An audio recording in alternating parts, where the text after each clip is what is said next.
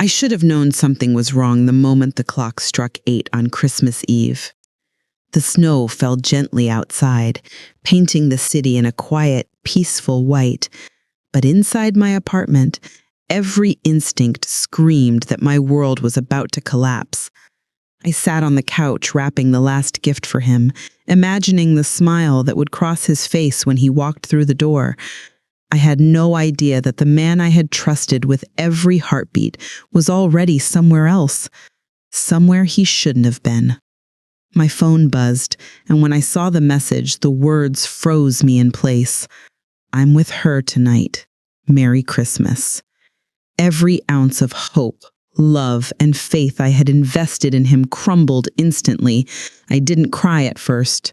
Shock paralyzed me. Then came anger. And finally, a cold, simmering determination. I realized in that moment that the man I loved had chosen her over me, and this betrayal wouldn't go unanswered. Tonight, I wouldn't be the woman who forgives blindly. Tonight, I would begin the reckoning. I stayed on the couch long after reading the message, the Christmas tree lights casting a hollow glow across the room. Every ornament seemed to mock me, every flickering light a reminder that my life had just turned into a lie. I couldn't believe it. I had trusted him blindly, believed in every word he whispered in the dark, every promise he made, and yet here I was, alone, while he was with her, laughing, holding her, choosing her over me. I replayed our years together in my mind, trying desperately to find a single sign, a single warning that I had missed. But nothing prepared me for this cruelty. My hands trembled as I grabbed my coat, needing to leave the apartment, needing to escape the suffocating ache that threatened to swallow me whole. And as the snowflakes fell onto my cheeks, I swore to myself he would never hurt me without consequence again. The next morning, I woke to a silence that felt heavier than any words. His side of the bed was empty, the sheets still warm from the night before, a silent accusation of the betrayal I had endured. I couldn't bring myself to call him, couldn't bear to hear his lies. Instead, I turned detective, piecing together every clue he had left, every suspicious message, every unusual excuse. His laughter with her rang in my mind like a curse, and every memory of our life together became evidence of what I had lost. But anger fueled me now, sharper and clearer than heartbreak. If he thought I would crumble, he had underestimated me. Every betrayal leaves a mark, and I intended to let him feel each one, silently, deliberately, until he understood the weight of what he had done. I spent the entire next day wandering through our apartment, touching things he had touched, smelling the faint trace of his cologne lingering in the living room, trying to convince myself that I could still remember him as he once was. The warmth I had felt in our life together now felt like a cruel memory, mocking me at every corner. I opened the closet and ran my fingers along the jackets he had worn, the ones that now smelled faintly of her perfume, and I felt a sharp, burning hatred twist in my chest. I thought back to the countless nights I had stayed awake, worrying about him, caring for him, supporting every dream he had, and for what? So that he could throw it all away for her? Every laugh, every whispered word of affection, every promise he made, suddenly meaningless, empty, like ashes in my hand. I remembered the first time I had trusted him completely, the day we had moved into this apartment together, full of dreams and hope. And now that dream had turned into a nightmare. My eyes landed on my laptop, and I began the slow, methodical process of digging through our messages, searching for evidence I hadn't dared to look for before. I read every deleted message he thought I wouldn't see, every secret call, every lie that had coated our marriage in a thin veil of deceit. And the deeper I dug, the more pieces fell into place. The way he had been distant for weeks, the subtle changes in his tone, the nights he claimed to be working late, Everything was part of his calculated betrayal. And suddenly, I understood the truth. This wasn't a mistake. It wasn't a moment of weakness. This was deliberate, premeditated, and cruel. I had been nothing to him but a stepping stone, a place to feel comfortable while he pursued her. A dark clarity settled over me. I wasn't going to beg, cry, or plead. I wasn't going to be the victim he expected me to be. No, he had underestimated me. He had underestimated the fire that could grow from heartbreak, the cold, meticulous strength a betrayed woman can develop. And I knew, deep down, that he would regret this night for the rest of his life because I had begun to plot, not out of malice alone, but out of the justice he deserved. I closed my laptop and looked at myself in the mirror. The woman staring at me wasn't broken. She was awake. Angry, yes. Hurt, yes. But awake. I touched my face, tracing the tears that had dried overnight, and whispered to myself, "You wanted her? Fine. But you'll never have me the same way again." And in that whispered vow, I felt the first spark of the plan that would eventually bring him to his knees. Morning came, but it brought no relief. The sunlight spilling through the curtains only highlighted the hollow emptiness of our apartment. I wandered from room to room, touching things he had left behind, inhaling faint traces of him, and every time I did, the anger twisted sharper inside me. His cologne lingered on the coat he had hung by the door. His mug sat half full in the kitchen, and even the small, crumpled note he left on the counter, the one he thought I would never notice, was now evidence of his betrayal.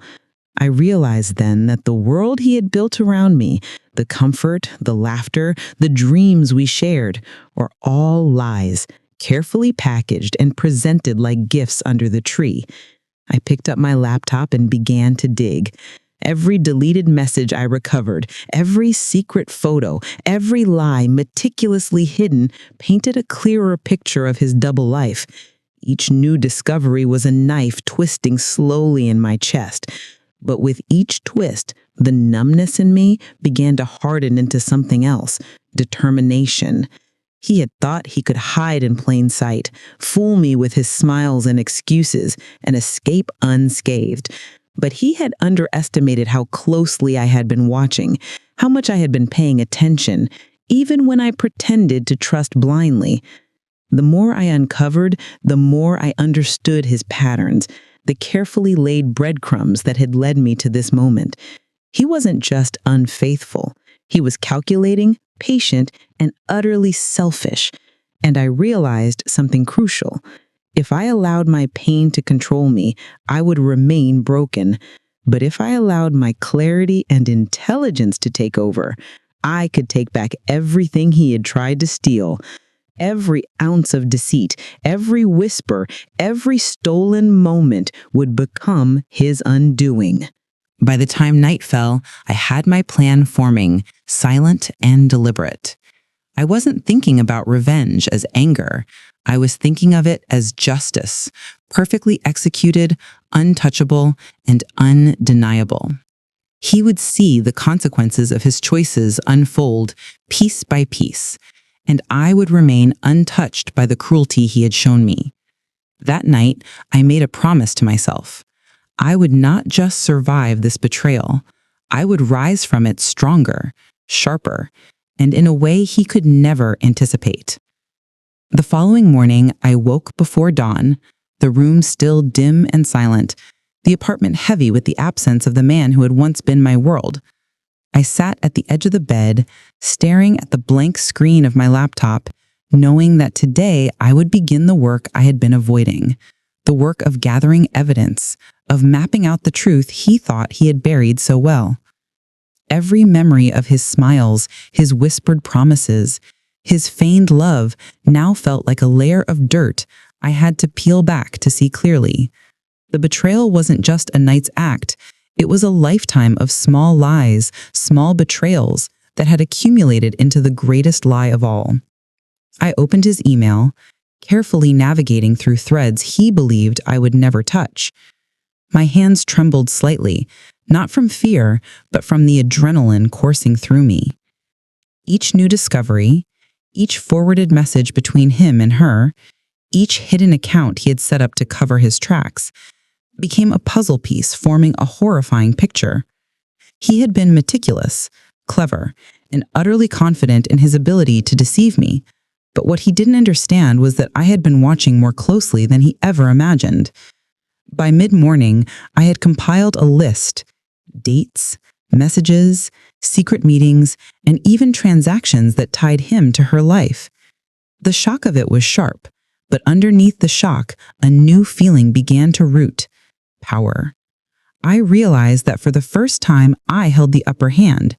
The man who thought he controlled me, who thought I would cry silently and forgive blindly, now had no idea that I had the truth in my hands, and with that truth, I could shape my revenge in ways he would never anticipate. As I leaned back in my chair, sipping a cold coffee I barely tasted, I made another vow to myself. I wouldn't rush. Every move I made would be deliberate, patient, and precise. I wouldn't let anger dictate my actions. I would let strategy guide me. This wasn't just about exposing him. It was about reclaiming every ounce of myself he had tried to destroy. And deep inside, I knew that the satisfaction wouldn't come from him falling alone. It would come from the realization that I had risen above the ashes he had tried to bury me under, stronger, wiser, and untouchable. For the next few days, I became a silent observer of his world, studying his habits, tracking his routine, and even quietly collecting the details he thought were invisible to me. It was strange, this blend of heartbreak and fascination. I was hurting, yes, but there was also a growing clarity in understanding him, in seeing the man who had shattered my life for exactly what he desired. Every subtle glance I caught of him with her stung, but each sting fueled a new layer of determination inside me. I was no longer the woman waiting for an apology. I was the one who would decide when and how he faced the consequences of his betrayal. I began documenting everything meticulously. Every call, every message, every hint of deception was noted, time-stamped, and stored. I had never realized how much power came from knowledge, from simply knowing the truth that he had worked so hard to hide. And as I watched him laugh with her, seemingly oblivious to the storm I was quietly preparing, I felt a cold satisfaction. They thought I was broken. They thought I was helpless. But in silence, I was building a case, not just to expose him, but to reclaim the life he had tried to steal from me. By the end of that week, my plan had begun to take shape. It wasn't impulsive, and it wasn't about instant revenge. It was about precision, about making sure that every move he had made in secret would eventually crumble in the open. I didn't need to confront him yet. Confrontation without preparation was futile. Instead, I focused on myself, on the quiet strength that had grown from heartbreak. I reviewed the evidence I had gathered, messages, receipts, pictures, timelines, and started arranging them into a narrative that would leave him speechless. And yet, even as I plotted, I couldn't ignore the emotional toll. Some nights I cried alone, clutching the Christmas ornament he had given me last year, remembering how genuine it had seemed at the time. But the tears didn't weaken me. They fueled the fire of my resolve. Every emotion, every memory of him with her became a tool, something I could use to stay sharp, to ensure that when the moment came, he would not just face exposure, but the undeniable truth of the life he had tried to steal from me. I realized something in that quiet week. Revenge isn't about anger. It's about reclaiming control. And this control, this careful orchestration, would be mine entirely. It was a quiet Tuesday when I first saw a hint of weakness in him, though he had no idea I noticed. He was talking to one of his friends at the cafe, laughing the way he always did, but there was a flicker of hesitation in his eyes, a subtle tremor in his voice. I watched from across the street, invisible, silent, and my heart, which had been aching for days, suddenly steadied. This tiny crack, barely noticeable, was the first sign that his carefully curated world might not be as invincible as he believed. It wasn't revenge yet. It was anticipation, a quiet hunger for the moment when every hidden truth would come crashing down on him. I stayed there until he left, memorizing his movements, noting the way he touched her hand when she appeared, noting every detail he left exposed by accident. Each observation felt like a small victory. It was strange, almost intoxicating, to realize that I had the power to watch him falter while he thought I was broken. I understood then that revenge isn't always about confrontation. Sometimes it's about waiting, quietly, letting their own choices lay the foundation for their undoing. That night, I sat alone in the apartment, surrounded by evidence, the soft glow of the Christmas tree casting long shadows across the walls. I laid out the messages, the photos, the receipts, everything that tied him to her, everything he thought I could never prove. And as I sorted them carefully, I realized that revenge was not just about punishment, but about justice, about reclaiming the life he had tried to steal from me. Every lie, every betrayal was now a tool in my hands. I could feel the weight of it, heavy but purposeful, a tangible reminder that he could no longer control the narrative of our life. I also realized something else. The more I prepared, the more I understood the depth of my own strength. This wasn't about hatred anymore. It was about power, about rising above the ashes he had left me in. I began drafting a plan, step by step, carefully orchestrated, so that when the moment came, he would not just face me, he would face the undeniable truth of his choices. And for the first time since that Christmas Eve, I felt something I hadn't felt in months. Calm, clarity, and the quiet satisfaction of knowing that the next chapter of my life would not be written by him. Over the next few days, I moved like a shadow through my own life, careful not to alert him to the storm I was quietly building. I met with friends I hadn't spoken to in months, subtly gathering information that could help me paint the full picture of his betrayal. I traced his patterns, mapped his routines, and even discovered small inconsistencies in his alibis, little details he thought he could hide, but that were now laying the foundation of my revenge. Every encounter, every observation strengthened my resolve. I realized that I didn't need to confront him yet. Patience was my weapon, and the longer I let him believe he had won, the more devastating his downfall would be. That night, I sat by the window, watching the city lights flicker beneath the cold December sky. The memory of his betrayal was still raw, a constant pulse in my chest, but it was no longer just pain. It had transformed into a sharp, focused clarity. I wasn't going to let my emotions control me. I would use them. I would turn them into the strategy that ensured he never underestimated me again. And in the quiet of that night, I made a silent promise. Every lie, every stolen moment, every secret he had thought hidden would soon be exposed one by one. I decided it was time to act, but not recklessly.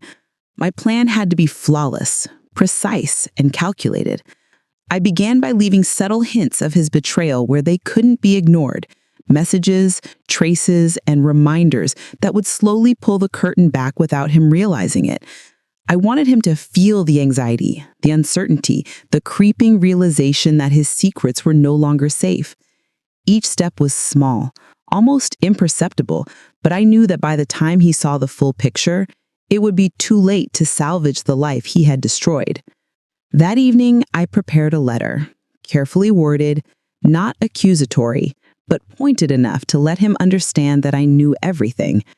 I didn't send it yet. The timing had to be perfect. I paused and looked at myself in the mirror, tracing the lines of fatigue and determination etched on my face. This wasn't just revenge. It was reclamation. I was reclaiming my life, my dignity, and my peace. And I knew that when the moment arrived, he wouldn't just see the truth. He would feel the full weight of every betrayal he had ever committed against me. The next morning carried an unfamiliar tension, an electric hum in the air that seemed to mirror the current running through my veins. I woke before sunrise, my body heavy with exhaustion, yet fueled by a quiet fire that had been building inside me for weeks. Today would be different. Today, the first domino would fall. I brewed a cup of coffee and sat in silence, staring out the window at the pale winter sky. The snowflakes outside drifted slowly, innocently, but in my mind, everything was shifting, moving, aligning into place. This wasn't impulsive anger. It was a long-awaited awakening. I no longer felt powerless. I felt deliberate. I started by sending an anonymous screenshot, just one, of a message he had sent to her.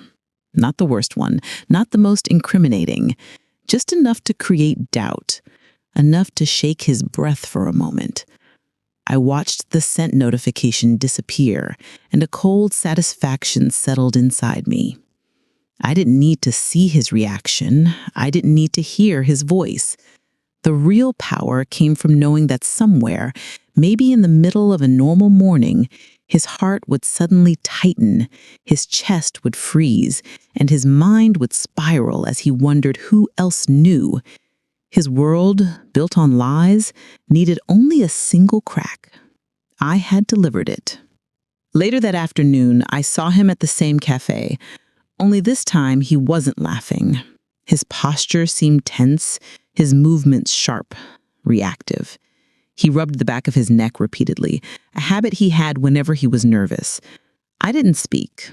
I didn't approach. I simply watched from a corner, hidden behind a newspaper, like a ghost he never expected.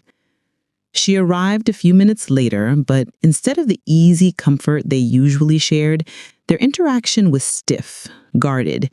The invisible seed of doubt had already been planted between them, and doubt, when nurtured with silence, grows faster than truth. Walking back home, a sharp ache welled in my chest. Not out of sadness, but from the weight of what I had become. I was no longer the woman who begged for answers, who cried into her pillow on Christmas Eve while he held someone else. I was a strategist, a woman reshaping her destiny with her own hands. And yet, beneath the empowerment, there was a strange grief. Grief for the version of myself who had loved him sincerely, blindly. I realized that revenge wasn't just about destroying him. It was also about letting go of the past piece by piece.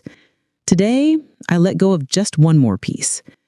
That night, I sat on the floor near the glowing lights of the Christmas tree, the decorations casting soft shadows across my walls. The ornament he had gifted me last year rested in my palm. I held it gently, remembering how real it all had felt at the time. But as I turned it over, it suddenly felt like a relic of a life that never truly existed, a symbol of a lie I had once believed. I placed it back on the floor and whispered a promise to myself. This chapter ends on my terms. The first move had been made. The world he built on secrets was beginning to tremble, and soon it would collapse. The following days became a delicate dance between patience and strategy. I observed him quietly, studying every little gesture, every call he made, every glance toward his phone. The confidence he once carried like armor had begun to show cracks. I noticed it first in the way he hesitated when texting, the way he glanced over his shoulder as if someone was watching, even though only I was. I didn't confront him. I didn't need to.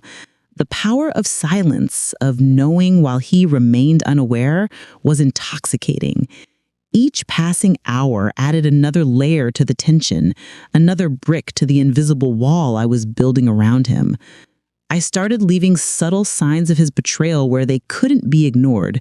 A misdelivered message here, a revealing receipt left in plain sight there, enough to unsettle him without revealing my full knowledge.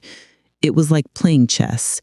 Each piece calculated, each move deliberate. I could feel the anxiety simmering just beneath his composed exterior. He thought he was untouchable, that I had been broken and silent. But the truth, carefully documented and quietly disseminated, was ready to undo him piece by piece. And every time he reacted, even slightly, I felt a surge of control, a satisfaction I had never known before. At home, I spent hours reviewing the evidence I had collected, piecing together the timeline of his betrayals, matching messages to dates, cross-checking his alibis. I wasn't angry anymore.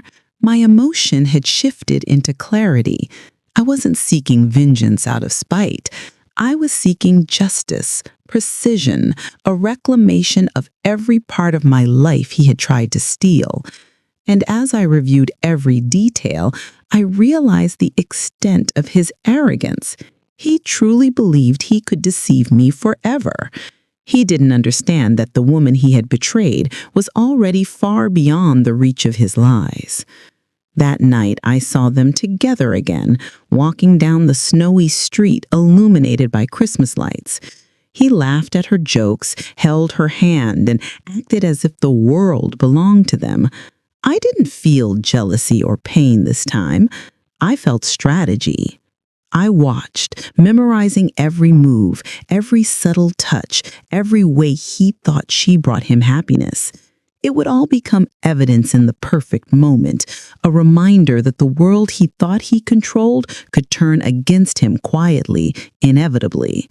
And in my mind, I started imagining that moment, the collapse, the realization, the shock on his face when the truth he had buried finally rose to the surface. Finally, I returned home, feeling a strange mix of exhaustion and exhilaration. I sat by the Christmas tree, the ornaments casting soft reflections on the walls. I allowed myself a small smile, not because I was happy, but because I understood that I had the upper hand now. The web I was weaving around him was delicate, intricate, and unstoppable. Each day, each observation, each piece of evidence brought me closer to the moment where I would no longer be the one who suffered in silence. I whispered to myself, "Soon, everything you've hidden will be mine to reveal, and you will have no escape." The first real sign that my plan was working came unexpectedly. I noticed him fidgeting at work, distracted, checking his phone too often, his laughter forced, eyes darting nervously. Something subtle, almost imperceptible, had changed in him. The confidence he once carried had begun to erode, replaced by an uneasy tension. He didn't know it yet, but the quiet earthquake I had set in motion was growing beneath his feet. Every misstep, every glance at a message, every time he hesitated became a confirmation that the invisible threads I had tied around his life were pulling tight. I continued my careful observations, documenting everything meticulously. I had lists, screenshots, timelines, everything that could later serve as an irrefutable proof of his betrayal. Each night I would sit alone with the evidence, reviewing every detail, imagining how it would feel to watch him finally confronted with the truth. The anticipation became a strange, sweet tension, a thrill that fueled my resolve. This wasn't revenge fueled by blind anger. It was strategy, calculation, patience, and an understanding of human weakness that only betrayal can reveal. One evening, I saw them walking down a familiar street, holding hands, but their connection seemed slightly strained. He spoke more cautiously than usual, and she laughed a little too loudly, as if masking uncertainty. I couldn't help but notice the first tiny cracks in the armor he wore so effortlessly. Each subtle clue made me more certain that the plan I had crafted in silence was starting to unravel his carefully constructed illusion. And I smiled quietly, knowing the moment of confrontation was drawing closer. Returning home that night, I felt a mix of exhaustion and exhilaration. My life had transformed from chaos to clarity. I no longer existed as a victim. I existed as a force waiting to reclaim everything stolen from me. The Christmas lights in my apartment reflected off the ornaments, and for the first time, I saw them not as symbols of past happiness, but as markers of my growing power, the quiet promise of justice that was to come. As I sat by the window, I allowed myself a rare moment of reflection. The woman he thought he could crush had become stronger, more focused, and more relentless. I whispered to myself, "You wanted her. Fine. But soon the world will see the truth, and you will have no refuge from it." The morning air was crisp and sharp as I prepared for the first decisive move in my plan. Weeks of observation, documentation, and quiet manipulation had brought me to this point. Every detail, every secret he believed safe had been gathered with care. Today, I would test the first domino. I didn't need to confront him face to face yet. All that mattered was that he would feel the tremors of exposure.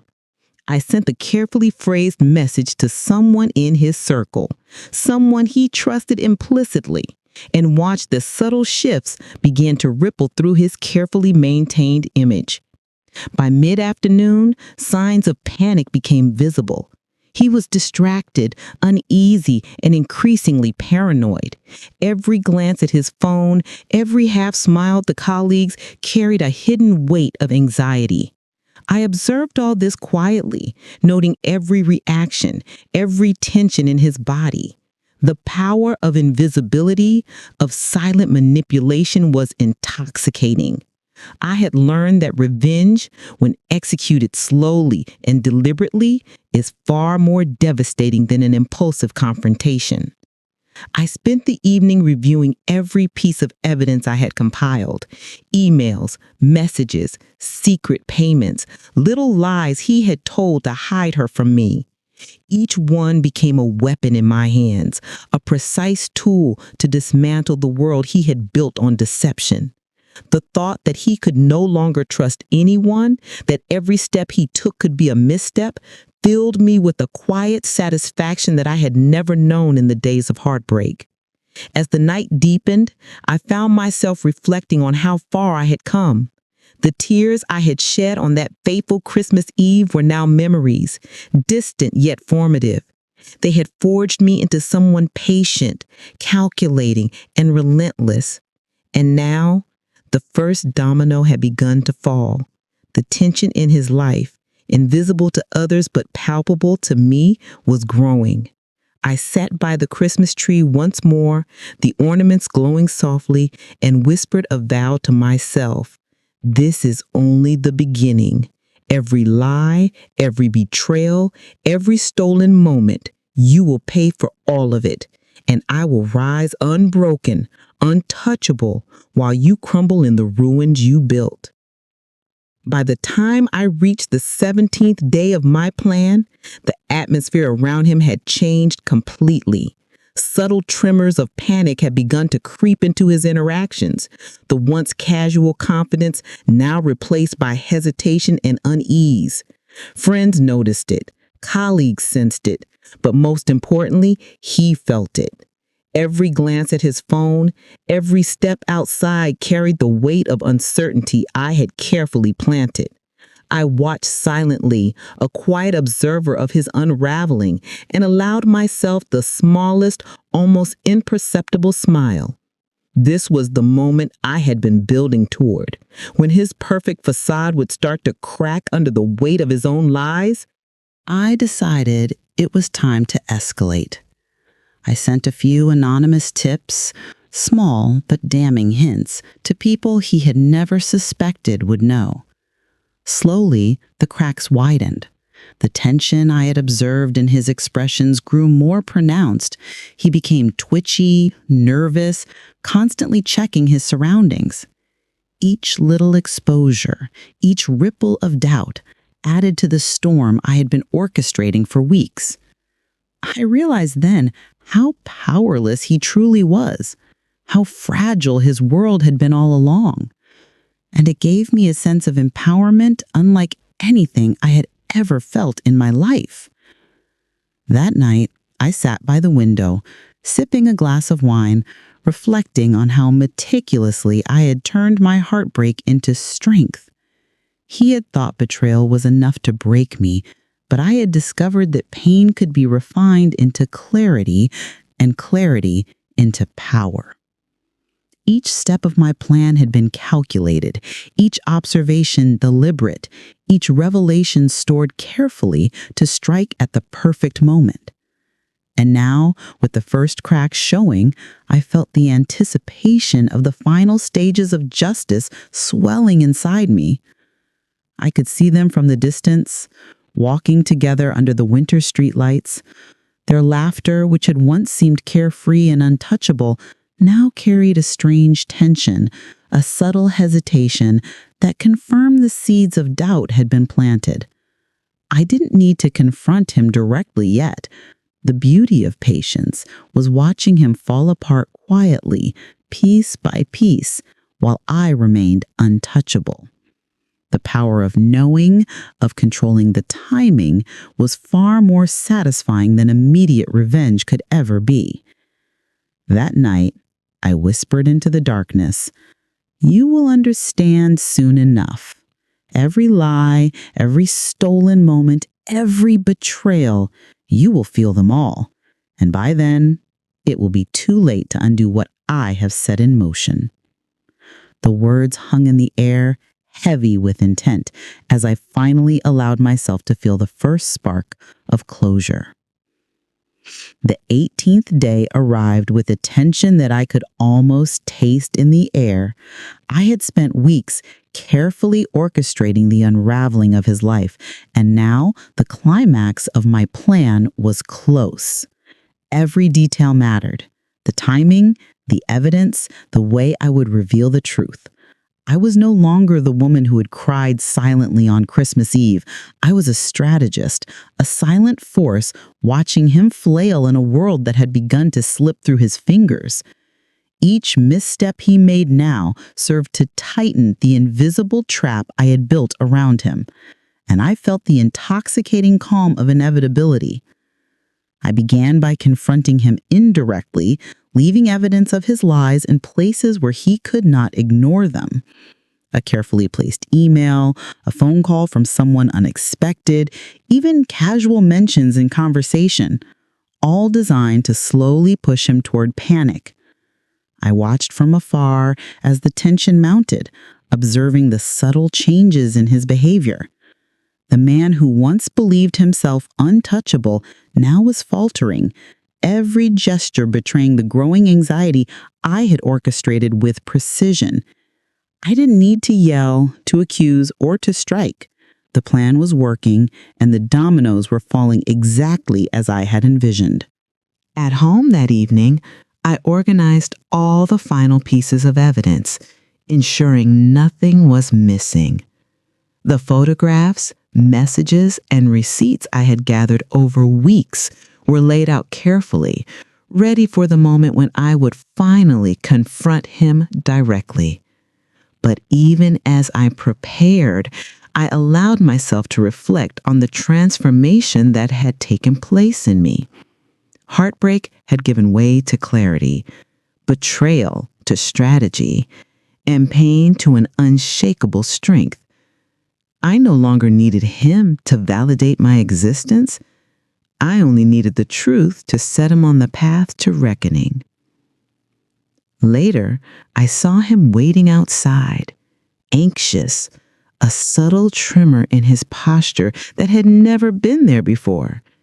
He didn't know when or how the truth would hit him, but he felt the tension creeping closer with every passing hour. I allowed him a moment of ignorance, watching as he tried to hold his composure, knowing that soon every lie he had hidden would be exposed. My heartbeat quickened, not from fear, but from anticipation of the justice I was about to deliver. That night, As I sat beneath the dim glow of the Christmas tree, I whispered to myself, the end is near. Every betrayal, every deception, every stolen moment, you will see them all unravel.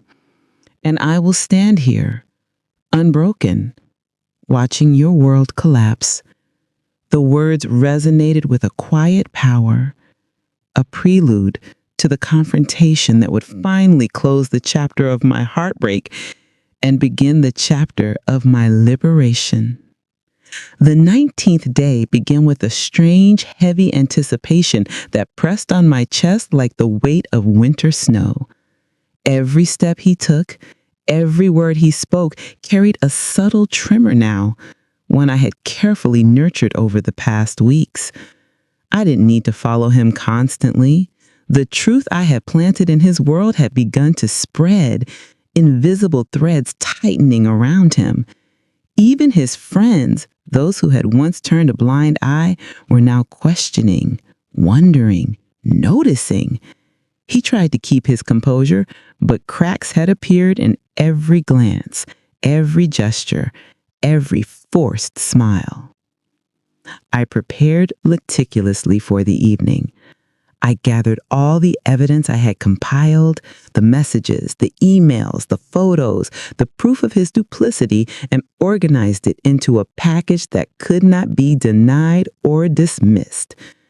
I rehearsed every word I would speak, every pause, every gesture. This wasn't about shouting, yelling, or creating chaos.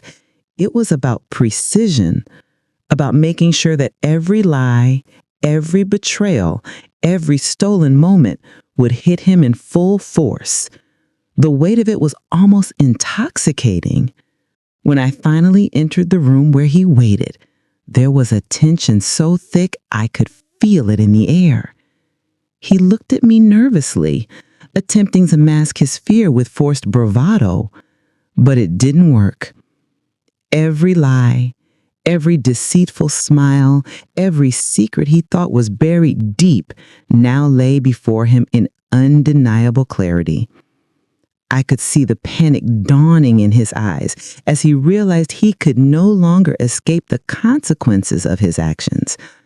I let him stew in that moment, the silence punctuated only by the soft hum of the Christmas tree lights behind me. He tried to speak, to defend himself, but words failed him. His carefully constructed facade of charm and deceit crumbled under the undeniable weight of the truth I presented. I watched silently, calmly, as the man who once held my heart in his hands realized the depth of his mistakes. The tables had turned completely. And yet, I didn't feel hatred. Not anymore. What I felt was power, clarity, and liberation. This confrontation was not about destruction. It was about reclaiming my life, my dignity, and the peace he had stolen.